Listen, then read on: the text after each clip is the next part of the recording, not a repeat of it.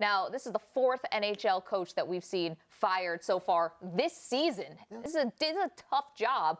But it's obviously not the only coaching firings that we've seen. And throughout history, there are several that just are worth revisiting, Matt, because at a time like this, we wonder whether it's going to have a positive effect or whether it's going to have a negative effect. Now, for me, one of the most intriguing mid-season coaching firings and then hirings was Stan Van Gundy of the Miami Heat, and then Pat Riley takes over. You can see it right there.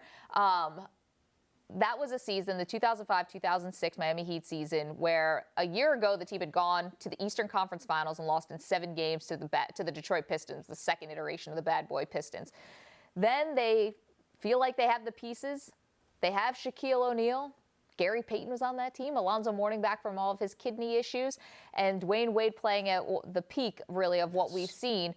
And Stan Van Gundy gets fired 21 games into the season. Now, I thought that Pat Riley, I think he wanted another ring. I'm going to be honest with you. I think he wanted another ring. He saw that he was going to be able to pick off another one.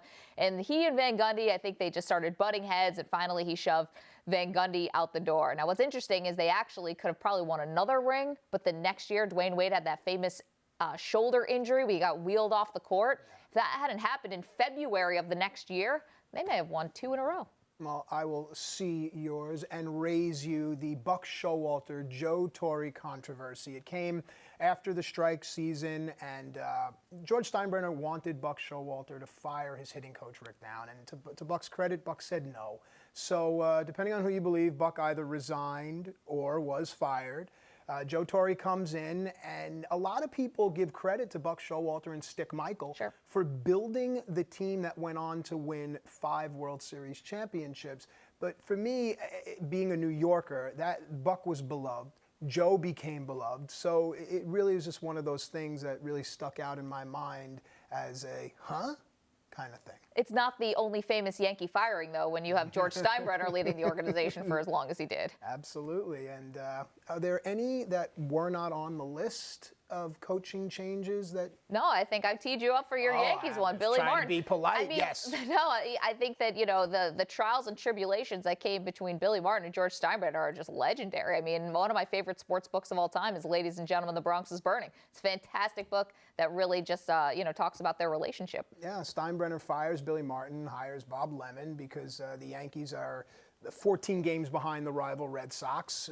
With Lemon at the helm, they go on to force a 1-game tiebreaker against the Red Sox, and a home run that is perhaps the most famous home run in Yankee modern history.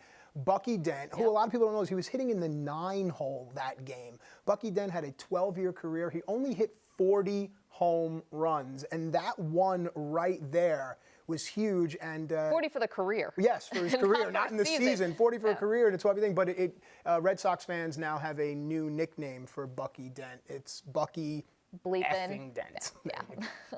They have a couple, Aaron Bleeping Boone. Involves an ad bleeping to everything, Yes. Roger Bleeping. Maggie Bleeping Gray. I've been known to be called worse.